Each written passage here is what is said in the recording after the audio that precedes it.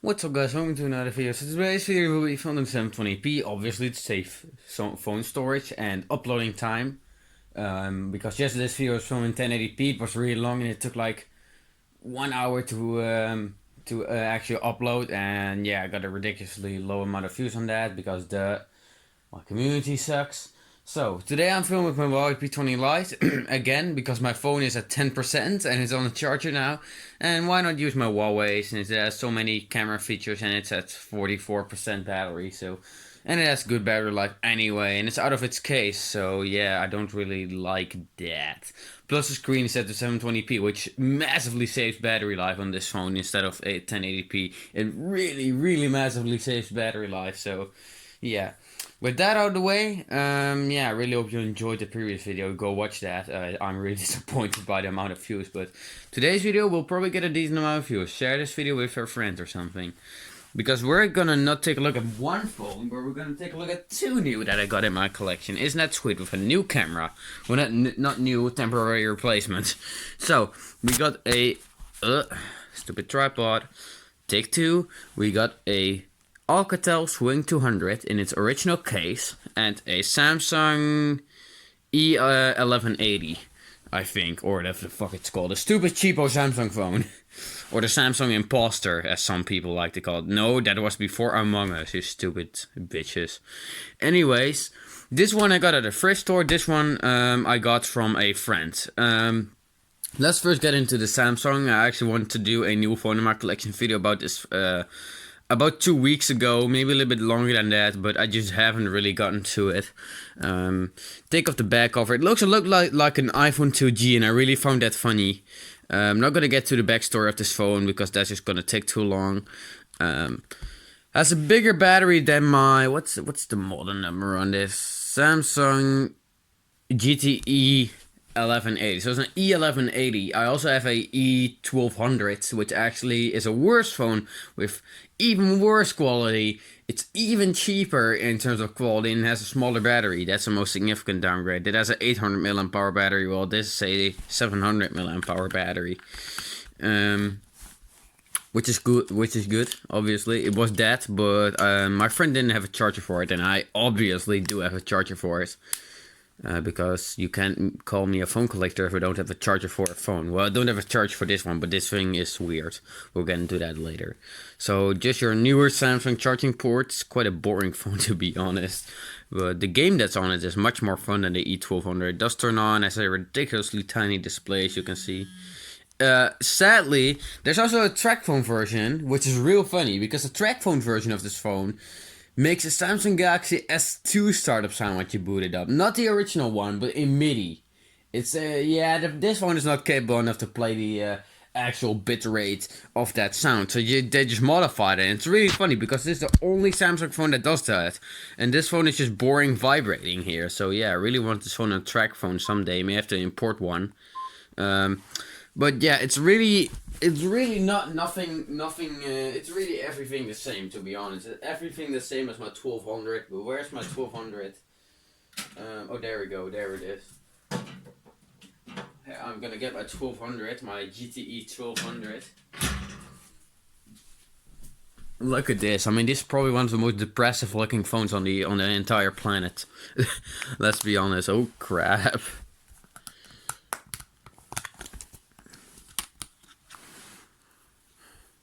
800 milliamp hours, as you can see.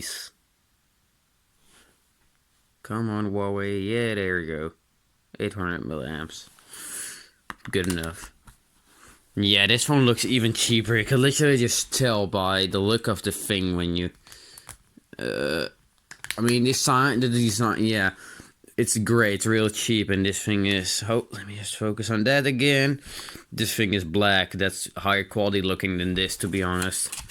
Plus it has an iPhone 2G back. I thought this was aluminum Samsung, but it's not. It's cheapo plastic, and I hate that.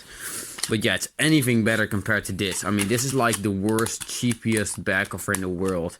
Hey, at least this thing has a 100 MHz processor, that is true. Yes, this thing has a 100 MHz processor. This E1200. Don't know about the E1180. Let's turn on the E1200. The E1200 actually has better battery life than the B130, which is that was like, man, that phone was such a blew up on my channel. I'm gonna do a review at that phone at some point. Let me just get my B130.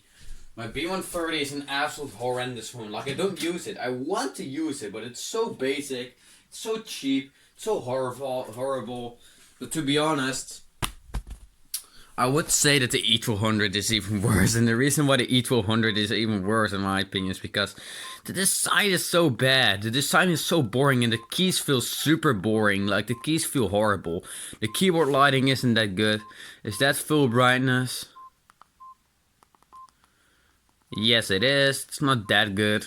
It is better than the B130 in terms of screen, that's for sure. And battery life. Like, the battery life literally just lasts 3 days on the B130 in standby. And then it's dead. You expect that from a feature phone? Well, I not. I expect like at least like 4 days. But yeah, it actually says SGH B130 right there. It's that cheap. Don't worry, I'll get back to the B130, which I'll probably do a review after this, because that phone is so funny. Probably do like a recap of this phone. Do like its design a little bit more, it's a little bit better than that. I actually want to use this phone as an MP3 player, but I couldn't because it doesn't have any SD card storage. Nor does anything happen when I plug it into the PC.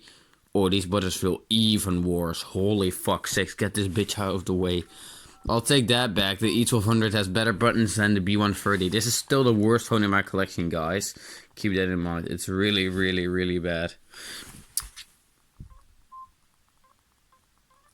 Get the E1200 out of the way, which is basically a downgrade. But yeah, he got this was his dad's phone, and he probably used it. Oh, come on. He probably used it after that Samsung X450 flip phone that I also have.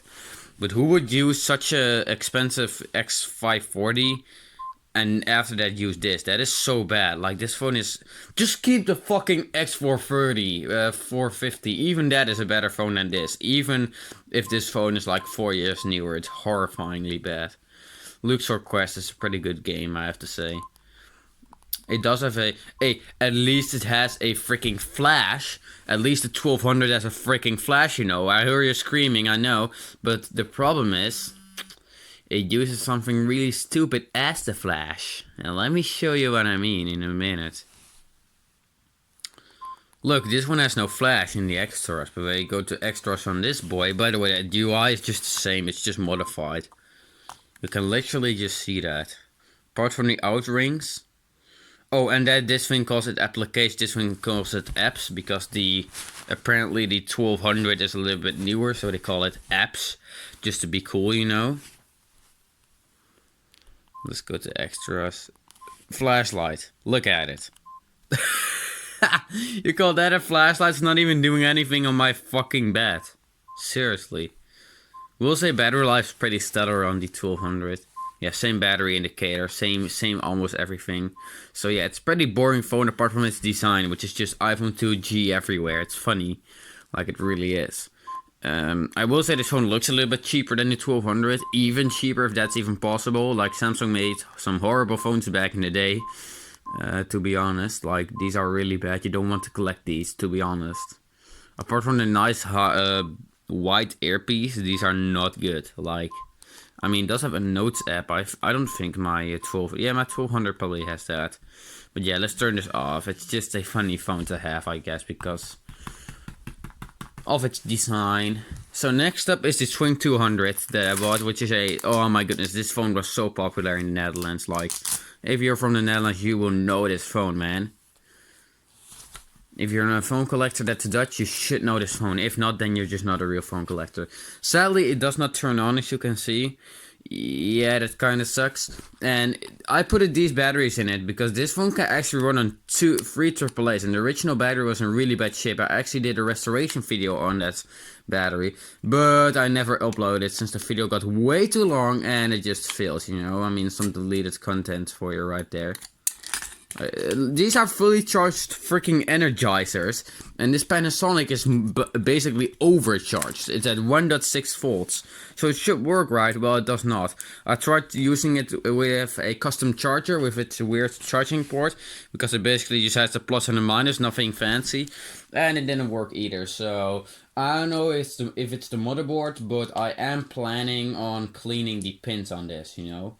So yeah, I'm probably gonna do that in a minute, but I'm not gonna film that because it's gonna feel just like the first video. But yeah, it does not turn on, okay? So it's broken, but it's in really, really nice shape. I have to say, this one is in really good shape. The original battery I have somewhere laying around. It's just so bad. Damn, this phone is a classic. It's real. It's actually, the actual name is the Alcatel. Let me focus. Alcatel BE1. That's the actual name of it. I don't know why my phone only focuses manually. Oh, that's not the way to do it.